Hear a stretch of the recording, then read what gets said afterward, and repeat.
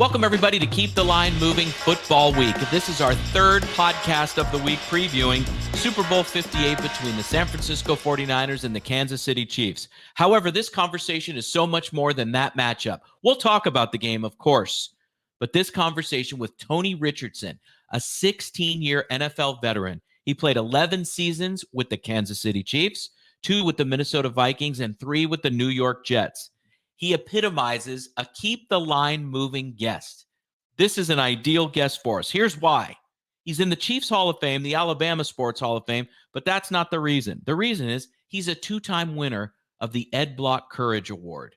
And he was also the recipient of the Whizzer White NFL Man of the Year Award at the end of the 2010 season. He was also the Walter Payton Award winner that year while playing for the New York Jets. So Tony gives back. Tony cares about leadership. Tony cares about being a great teammate. This and more is this conversation that you're about to hear with Tony Richardson on Keep the Line Moving. All right, T-Rich, it is wonderful to see you. You're actually in Las Vegas. Tell me about the buzz surrounding Super Bowl LVIII. I bet you're having a lot of fun and seeing a bunch of old friends and teammates, right? The buzz is it's outstanding. But the one thing that's awesome is that so many potential Hall of Famers, I think they'll find that out, here, I think today, because the honors is today. So I saw Devin Hester. I don't know who went in, but I was with Curtis Martin yesterday, and I'm sure we did an event with Curtis and the commissioner. They knew, but they didn't allude to me what was going on. But I had a chance to run into Baker Mayfield. So one thing we do with the NFL legends, because we understand that you're going to be a former player a lot longer than a current player. But what we want to do is we want to get the opportunity to meet you when you first come into the league. So we're captains at the Senior Bowl. So at the Senior Bowl this particular year, if the Raiders were the coaches for the team that I was a captain for, and they only had one fullback, and it was Alec Ingle. So John Gruden was like, hey, you know what, T-Rich, we'll let you just work specifically with the fullback. There's only one. And so he was like, hey, man, do you think I can make it? Do you think I can play? And I was like, and he was more of a tailback kind of guy at Wisconsin. I said, man, listen, I think you can do it. So we worked pass protection, lead blocking, leverage, because he's about 235. But the same thing I told him. I said, when I came into the league, I was somewhat undersized, and I just understood leverage. So then fast forward, we go to the combine. He's the only fullback at the combine. And then he goes free agent to the Raiders. And so he has a stint there with Gruden. And then they I don't know if they let him go or just re-sign his contract. So he goes down to Miami, tears it up. Now he's the highest paid fullback in the league. So much so, I think he just inked a 3-year, which is insane, like $21 million deal with like 7 or 8 guaranteed. So that's one thing the Super Bowl does. I ran into Eric Dickerson last night. Great golfer, but I saw him last night. So it's pretty cool just to see some guys that you hadn't seen for a long time, which is that's one thing the Super Bowl definitely provides. Being in Vegas and amongst your former teammates and friends and everybody, it's like a homecoming each and every year, right? Yeah. So Tony, what are you going to work on or what have you worked on during the week in Vegas with regard to the legends? Yeah, so actually I got in on Monday night. Tuesday morning, we had a really cool deal. So the hierarchy in the NFL is Roger Goodell and then Troy Vincent. So Troy had an event for kids, teaching them about positivity, reaching your goals and things of that nature. We provide them with lunch and everything else. And then also Steven Jackson owns a barbershop. So all the little kids, girls and boys with different ages, were able to get haircuts. I got a chance to see my buddy I can't say that the guy inside the KC Wolf is not a real person, because he is a real person and it is a real wolf. But, so the Chiefs cheerleaders were there, and, KC Wolf was there, and the San Francisco team, their mascot was there, the 49er, and their cheerleaders, and also the Raiders cheerleaders. So we did that, and the coolest event, and one thing I really love about the NFL is really stepping up about inclusion. So last night was the first night I got a chance to meet Carl Nesbitt. He was one of the players with the Raiders who openly came out gay. We did a football clinic at the I guess the Taste of the NFL, and so it was myself and Kenny Stills and Carl Nesbitt, and we were just talking to the kids, the young people about because I tell them my story. I was like, listen, my dad was in the military. I was born in Germany. My dad served 32 years, and we moved back and forth from Germany to the United States, Germany to the United States. I said, so I remember what it feels like to be judged. I said, I came over to the States the last time I speaking fluent German, had a big afro, holes in my knees with Vans, talking about rally, dude. And they're like, man, who the heck is this kid? So, so I understand what it feels like to be different, sometimes being judged because of the color of your skin and where you grew up and all those kind of things. We can come from different backgrounds, different cultures, different sexual orientations, different languages. I said the biggest thing is understanding people's differences. And it's okay. And it's okay. Like, I might not agree with you, but at least I can understand your difference. And I can still walk in love, and I can still love you and understand you. And I think that's how we make it a better world. So that was a cool event we did last night. And then today, Leonard Willard got everyone up at 5:30 this morning for a workout. I'm still hurting from that. And then we do training sessions. So today was GMAT, Jerry Madeline, who's an absolutely amazing dear friend. Just because we have to present and we have to, most of us, do speaking engagements, but also when we're, in front of our teams and talking to them about their benefits or talking to them about, the transition and things of that nature, like, how can you capture your audience and all those different kind of things. And then tomorrow we're doing mental health and I believe CPR training, because obviously that situation in Buffalo, it shows that, that they were ready. And if it wasn't for those first responders and being able to get right to the scene and get what he needed, then he wouldn't be here today. So we need to be trained in that regard. So it's our big training session and a good way to connect. Makes a lot of sense. It's almost like a convention. It gets everybody together. You're able to exchange ideas, like you said, Yep. and get great messaging out. I love that, Tony.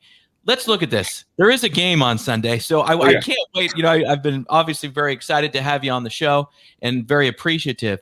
But let's look at this game. For 11 years, you were a Kansas City Chief. You were a fullback. You blocked for all these incredible backs: Priest Holmes, Marcus Allen, Larry Johnson. Obviously, was one of them, a mainstay. Yeah. But you also did so much more than that. You were a teammate. You were a leader. First of all, before we get into the game between the 49ers and Chiefs, what did it mean to you to be a Kansas City Chief all those years? Yeah, it meant everything to me because, my rookie year, I went to the Dallas Cowboys as an undrafted free agent and was fortunate to stay there for the entire season.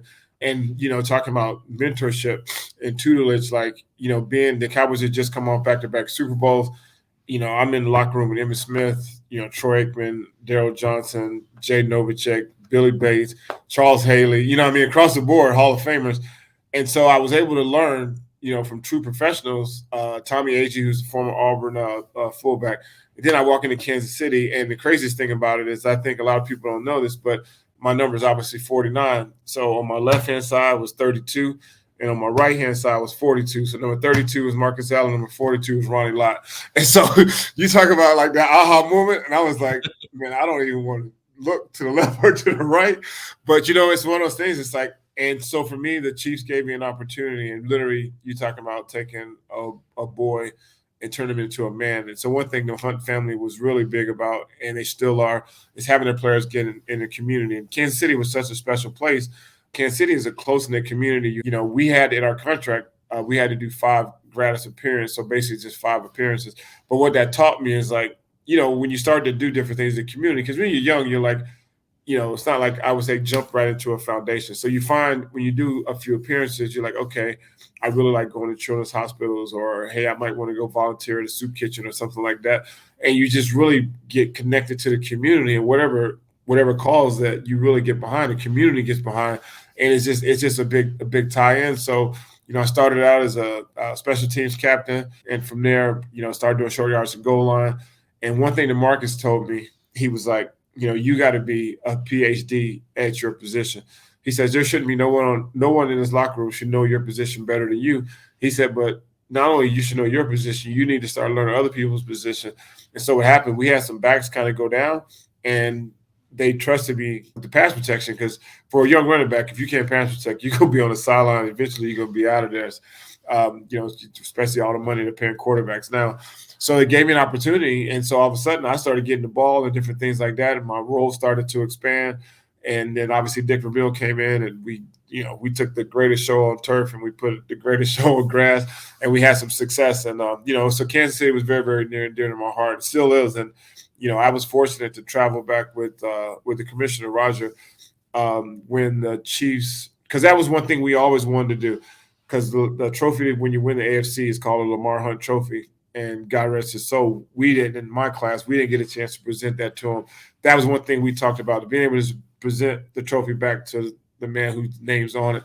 So I was actually there when the Chiefs got their first nod, which just seems like, okay, how many times are you guys going to Super Bowl? Like, it's the last 4 out of 5 years. Like, give someone else a chance. But, it's cool. Like, when they got a chance to present that trophy to Clark, I mean, that was kind of like a tear in the eye because that's something that I shared in that, even though I didn't play that day. But that's something that we always wanted to do. And I'm glad that I was able to be able to witness that. So, Tony, what a great moment with the Hunt family there. And the irony here with Marcus Allen playing for the Chiefs and helping you and giving you that advice about get a PhD in your position. Yep. The irony is he played fullback for the Raiders when Bo Jackson was there. So, my goodness, I mean, this Hall of Famer is giving you such spot-on advice. So then, Tony, as your career progresses, you go on to the Jets. You have success with the Jets. You win the Ed Block Courage Award twice. I mean, you're in the Chiefs Hall of Fame, the Alabama Sports Hall of Fame. What were you like as a player? Not necessarily the fact that you were a bruiser, number 49 as a blocker. We've covered that. What were you like as a teammate and team leader? Yeah, that's one of the things that I took pride in. And I think that's why I really enjoy the role that I'm in now, because as a fullback, like most of the times, you don't really sign up for a fullback for accolades or things of that nature. With my dad did 32 years, Vietnam veteran, Purple Heart. My sister did 28, 4 deployments. But, it's one of those things. For 32 years, my dad never missed a day of work, never overslept, never called in sick. And so it's one of those things. It's like, our servicemen and women who put their life on the line. Now, granted, I did nothing to that magnitude, but it really is about getting the job done and not caring who gets the credit as long as the job gets done. And that's just the way I've always gone out. It's just like, I always wanted to lead by example, and just let my teammates know that, I supported them. And I loved it. It was fun. I mean, I look back on my, I guess 17 years, because the 2 years with the Vikings as well. And it's just like, I got a chance to go to work every single day with 52 of my best friends. Like, the thing, that locker room was so sacred. It was so special. I've had teammates, like I performed Tony Gonzalez's wedding. That was the first wedding I did. I did Duster Keller's wedding. So, you build, and then sometimes you find yourself almost closer with your teammates than your own family. And so I always just want to be a good teammate. I always just want to, and I have a great story for you. So my rookie year, because that's when, like, Emmett never came out of the game, and they had first down back, second down back. He was always in the game. But, occasionally, like during practice, like, oh, Rook, get in there. So I'm running the play. So my goal, it was literally like fire pass right. So I was just supposed to bluff the defensive end and go into the flat. So I'm in there with Troy. I'm in there with the big boys, and I'm nervous. I don't know what. And so all of a sudden, I knew the play. I just froze. All of a sudden, I see the defensive end, and I blocked him. And Troy took the football and threw it from maybe here 5 yards, hit me in the back of the head. Boom, because I'm supposed to be out in the flat, right? And so, and then running back coach, called me and said, get out of here, whatever, because they had just gone back-to-back Super Bowls, so the expectations were high. And so we get into the meeting room, and I'm sitting there. I'm like, the whole team's watching, the whole offense is watching.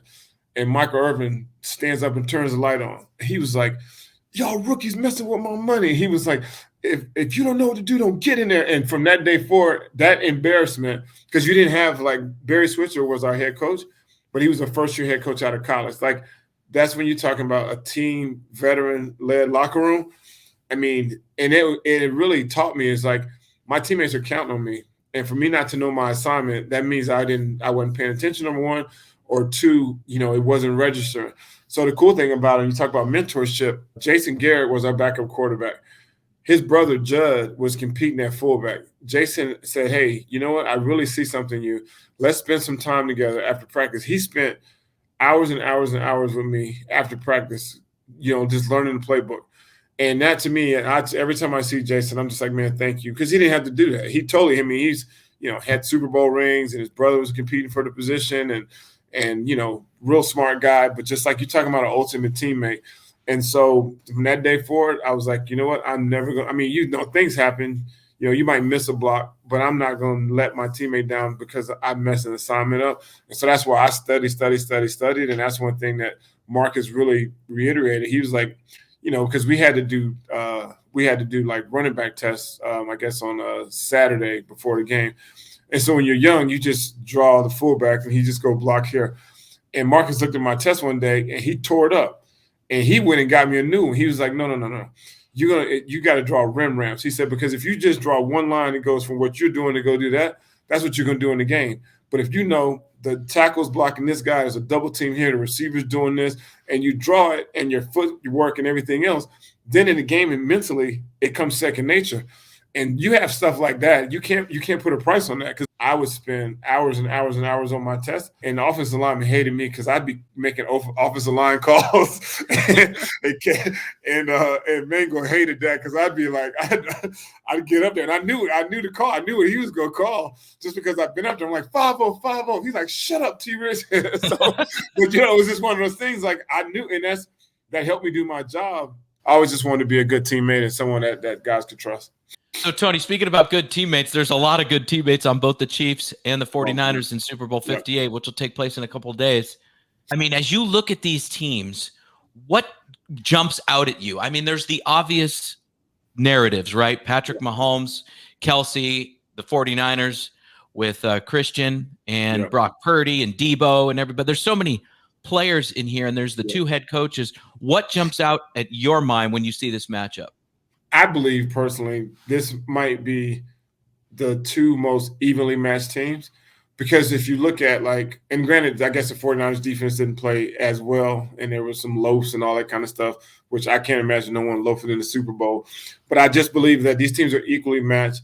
I think they both have really good defensive line. Like Chris Jones, which was actually kind of cool, was the draft. I got a chance to call his name from the podium, and then now he's like one of the best defensive linemen in the league. So I'm like, yeah, it's my response. I drafted him, but just across the board. I mean, those two linebackers from the 49ers are just like, I don't think I've seen two linebackers side by side that literally can do everything. Like they stop the run, they play the pass. I mean, it's gonna be a great game, but it's easy to point out the stars. I mean, you can look at the tight ends, you can look at Kittle, you can look at Kelsey. Both I think will be Hall of Famers. You look at the offensive line, I think the offensive line probably would have to favor the 49ers because, I mean, Trent Williams he's a different animal. I'm like, they got him running in motion. Like what is he doing? But, so I think the offensive line probably would obviously go to the 49ers. But cornerbacks, I think, will go to the Chiefs. I mean, the way those guys are playing. And, in the defense, I mean, we know Spags, obviously from his times here with the Giants. And the great thing about it, this is one thing I love. I love smart football players. And when he's made a comment and said, you know what, we have every single guy on our defense are smart guys because they all know what to do. They all know where their fits are. They really don't make a lot of mistakes. I'm not being a homer, but I do believe that it's going to be I think it's going to be a close game, but I definitely think that, the Chiefs will probably pull it out. And it's really going to come down to, because if no one's been able to do this, when they had that statistic and said that Travis Kelce had just passed Jerry Rice, and I'm just like, I'm just like, that is unbelievable, because Jerry Rice, to me, arguably still is the greatest receiver to ever put on pass. And for Travis to pass him already, it's like it's unheard of. So for some reason, if they can stop Travis Kelce, then the receivers have to show up, then that might be a little bit scary. But our guy right here from Rutgers, Pacheco, I got him being our Super Bowl MVP, so we'll see. It should be a good game. All right. And you played for some great coaches, throughout your time in the NFL. And you see these two coaches, Andy Reid and Kyle Shanahan, they're at the top of their field, right? They both have longevity, history. My goodness, they've been successful. What do you take away from the coaches? Like how do you see them stylistically, if you were to describe their styles? Because you're obviously in the NFL, these guys. How would you describe their styles? It's funny how things kind of evolve and kind of come back around, because when I was with the Chiefs, our nemesis was the Broncos, and Shanahan, his dad was the head coach, and you see those running schemes, and you see you're talking about designer of plays. I mean, I think you can't find two better coaches that put their players in position to make plays. I mean, Anthony Lynn, who's a great buddy of mine, so Anthony Lynn was my running back coach with the Jets. And then obviously he went to, I think, the Rams and then Detroit. He's their run coordinator, and he actually played for Shanahan with the Broncos on back-to-back Super Bowls. So I understand that blocking scheme. I mean, and even the shift in movement, and that's the biggest thing is like, you shift and move, and next thing you know, you got Huschek running, he's pulling around, and then you got point of attack with Kittle. So I think that both coaches do a great job of putting their players in position to make plays. But one thing about it is, and I guess I really didn't notice. I was talking to Steven Jackson, and I think he had just missed Shanahan, or maybe he played under him at one of his stops. But it's just one of those things. Like there's more pressure on Shanahan because I was at the debacle, 28-3. I'm telling the boys, I'm like, look, man, 28-3. We're in San Francisco. We can go ahead and just get a cab, get back to the hotel, watch the second half. All of a sudden, Tom Brady comes out. It's 28-10. I'm like, man, let's go. Next thing you know, it's 28-17. I'm like, okay, maybe we'll stay. And, you look at something like that, and then obviously, the Super Bowl against the Chiefs, they had an opportunity. Granted, it was an overthrown pass or whatever. But then you look at Andy Reid. Andy's been there and he's done it. The game's not going to be too big. It's a Super Bowl, so it's everything. But I think the coaching favor, just because of experience, I think it has to definitely go to Andy Reid. All right. So you play for some great coaches, as we said earlier, right? Dick Vermeil. I mean, he's in the Hall of Fame. What was it like playing for Dick Vermeil? I had to ask you that. I mean, I knew you played for others, but he's in the Hall of Fame. What was it like playing for him? You know what? Dick Vermeil is a Hall of Fame coach, but he's more important. He's a Hall of Fame, man. And I was actually able to attend his Hall of Fame induction. He reminds me so much of my father just because he's going to work you really hard, really, really hard. We have some long practices, but he's going to let you know what he expects from you. And if you do what you're expected to do, then there's going to be no problems. Now, if you're not doing what you're supposed to do, then obviously in our league, they're going to find other people. But also, if he does have to correct you, he's also going to love on you. He would always tell me, Tony, people don't care how much you know until they know how much you care. And I know people used to laugh at him because he'd cry, get emotional and things of that nature. I can't tell you how many glasses of wine that Coach and I shared together on like Friday nights. He just called me up. He's like, hey, me and Carol are putting some food on the grill.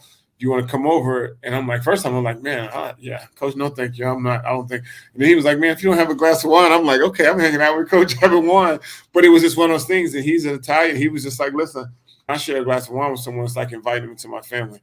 And so that right there was special to me. And he taught me about wine, and we still talk wine to this day. And, probably one of the most incredible human beings I think I had a chance to meet. And just like, he is who he is, and he's going to work hard. He's going to work you hard.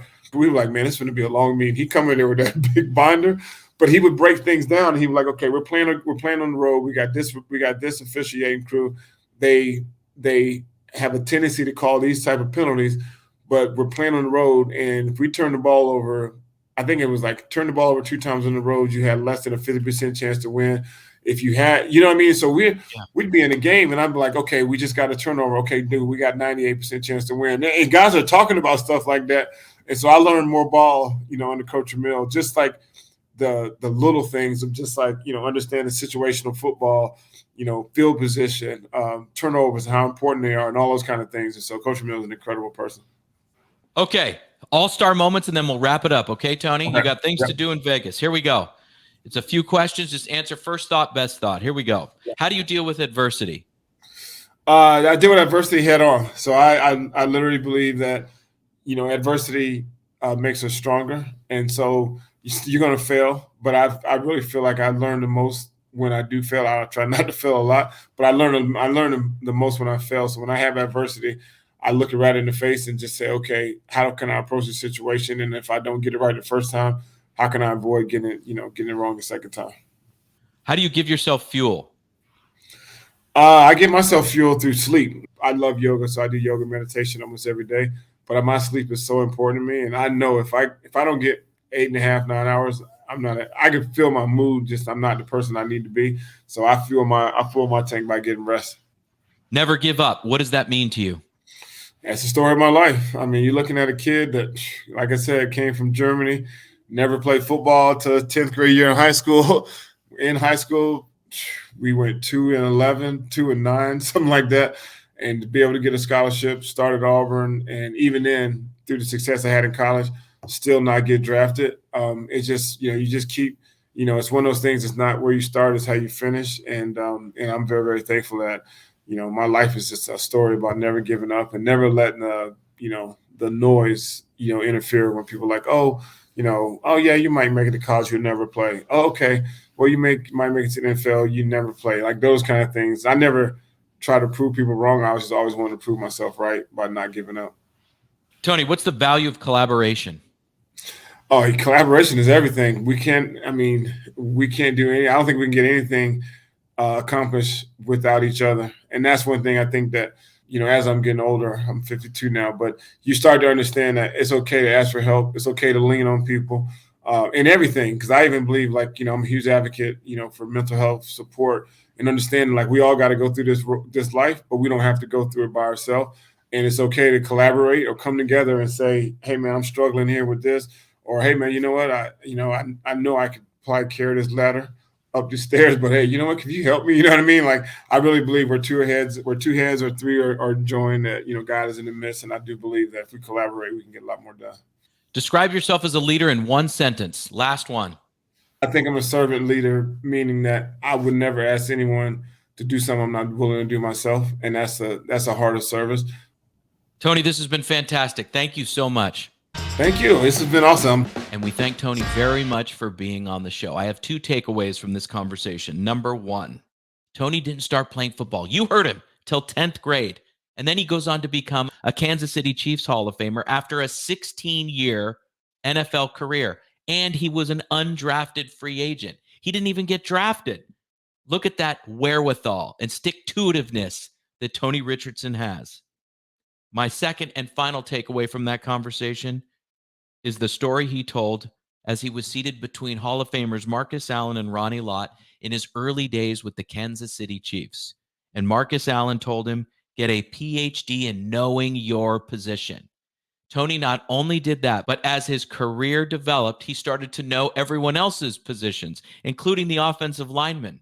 And we thank you very much for being part of Keep the Line Moving Football Week.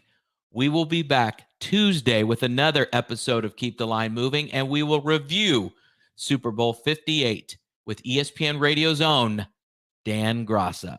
Can't wait to see you then, everybody. On Keep the Line Moving, have a great weekend. Every week, you hear guests on this podcast talk about some of their biggest leadership challenges. As a leader, you want to make an impact on those you lead and reach your organization's goals, while also optimizing your time management. Wherever you are in your leadership journey, we could all use some help. This is what we focus on with our group and individual coaching services. To book a call or get more information, email me directly at chrisg@garganoleadership.com or visit our website at garganoleadership.com. For our podcast and video producer, Jack Radutsky, and our marketing coordinator, Savin Narwal, have a great week, everybody.